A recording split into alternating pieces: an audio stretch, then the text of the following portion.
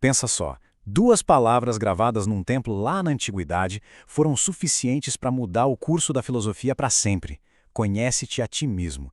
E olha, isso não era só uma sugestão, não. Foi um verdadeiro desafio, o pontapé inicial para uma revolução no pensamento. Hoje, a gente vai desvendar a história por trás dessa frase tão poderosa. E tudo começa com essa pergunta que parece tão simples: quem sou eu? Mas não se engane, essa é uma das questões mais profundas que existem, e foi justamente ela a responsável por virar a filosofia de cabeça para baixo. É que antes dessa provocação toda, os filósofos olhavam para cima, para as estrelas, para a natureza. Eles queriam decifrar o universo. Mas com essa pergunta, a lente da investigação se inverteu completamente. A filosofia entrou no que a gente chama de período antropológico. O grande mistério a ser desvendado não era mais o cosmos, mas sim o próprio ser humano. Tá, mas de onde veio essa frase tão impactante? A origem dela não está num livro de filosofia, não. Está em um dos lugares mais sagrados de toda a Grécia Antiga. Vamos imaginar a cena. O templo de Apolo, em Delfos, que era, assim, o centro espiritual do mundo grego. Reis, plebeus, todo mundo viajava para lá para consultar o famoso oráculo. Só que, antes de receber qualquer profecia sobre o futuro, a pessoa dava de cara com uma inscrição bem na entrada, uma mensagem fundamental. Gnothi se auton. Conhece-te a ti mesmo. E o ponto crucial é este aqui. Não era um conselho, uma sugestão de um filósofo. Era entendido como um comando direto do deus Apolo. Uma condição para poder buscar a sabedoria. Era basicamente uma ordem divina para começar a jornada para dentro de si. E se teve alguém que levou esse comando a sério, esse alguém foi Sócrates. Ele não ficou só refletindo sobre a frase, não. Ele a transformou na missão da vida dele.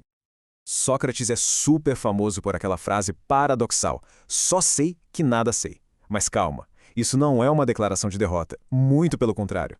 É o ponto de partida, é uma postura de humildade radical, a consciência de que a certeza absoluta é uma ilusão.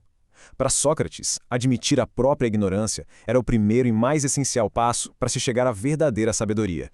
E ele botava isso em prática com um método todo dele. Sócrates não dava palestras, ele conversava. Ele chegava com perguntas que pareciam simples, tipo, o que é a justiça? E aí, ao analisar as respostas, ele ia mostrando as contradições, levando a pessoa com quem ele conversava a um estado de aforia, sabe? Um estado de confusão total. E era a partir desse beco sem saída intelectual que a verdadeira busca pelo conhecimento podia finalmente começar. Mas por que esse esforço todo para chegar à ignorância? Bom, para Sócrates, o autoconhecimento não era um exercício puramente intelectual. Tinha um propósito muito claro, muito prático: viver uma vida boa. A pergunta que fica é: qual é a conexão direta entre saber quem se é e ser uma pessoa boa, virtuosa? Como é que o autoconhecimento se transforma em virtude na prática? A lógica grega era mais ou menos assim. Tudo no universo tem uma função. A função de uma faca é cortar. E a função única do ser humano é usar a razão, o logos. Então, conhecer a si mesmo significa entender essa nossa natureza racional. Viver de acordo com a razão é a virtude, a areté.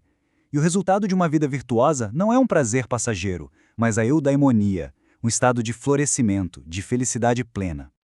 Sócrates não apenas pregou essa filosofia, ele a viveu intensamente. E no final da vida, essa filosofia foi posta à prova do jeito mais dramático que se pode imaginar.